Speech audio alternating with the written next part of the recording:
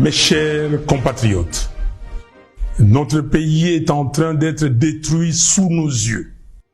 Il est impératif d'agir sans tarder pour empêcher l'irréparable, à savoir la balkanisation du Congo. Une menace imminente qui met en péril notre souveraineté. Nous n'avons plus d'autre alternative. Il est temps de sauver notre nation du spectre d'effondrement. Depuis le 30 juin 1960, notre pays n'a jamais affronté un défi aussi existentiel. La guerre qui ravage actuellement notre territoire menace l'unité de notre nation. Dans ces contextes d'extrême urgence, la cohésion nationale doit s'imposer comme notre priorité politique absolue. Chaque jour, nos villes, nos territoires, nos villages et nos provinces tombent sous le joug des agresseurs, tel un héritage laissé à l'abandon. Combien de morts faudra-t-il encore pour que nous prenions pleinement conscience de l'urgence d'unir nos forces, de transcender nos divergences et de trouver une solution pour préserver les 2 345 410 km² de notre territoire. La balkanisation du Congo, insidieusement orchestrée sous nos yeux, ne saurait être tolérée. C'est un projet ignoble, une profanation de l'héritage légué par Simon Kimbangu et Patrice Lumumba.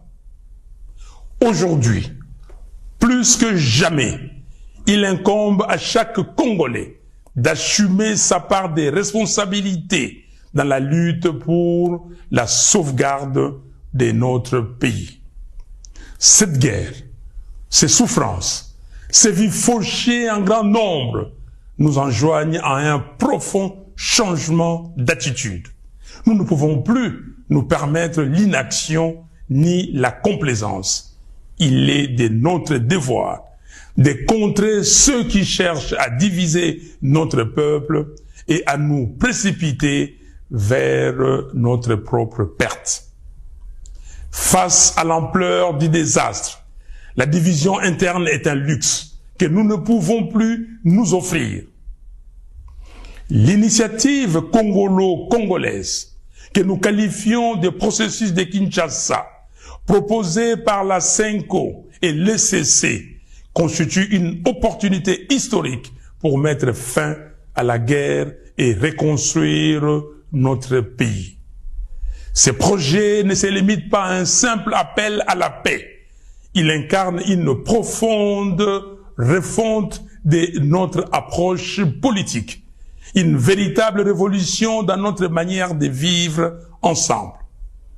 Je lance donc un appel ferme à tous les Congolais, quelles que soient leurs appartenances, à se rallier à cette dynamique de réconciliation et de cohésion nationale. L'heure est à la responsabilité individuelle et collective.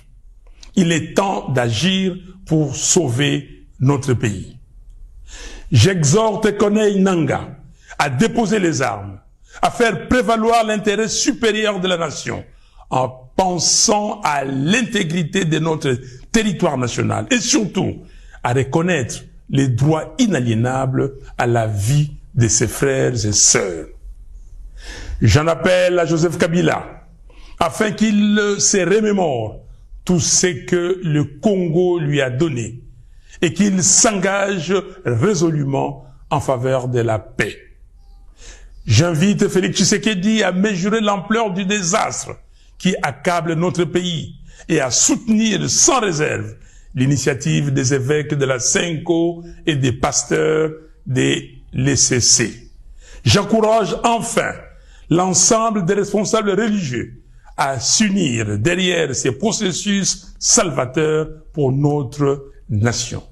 C'est une catharsis. Mes chers compatriotes, il est impératif que nous agissions sans délai pour mettre un terme à la guerre, stopper les massacres des Congolais, en finir avec les déplacements forcés de nos concitoyens, restaurer l'intégrité de notre territoire et alléger les souffrances de notre peuple. Il est temps de replacer notre nation sur la voie du développement, du progrès et de la dignité. Que Dieu bénisse le Congo et son vaillant peuple. Je vous remercie.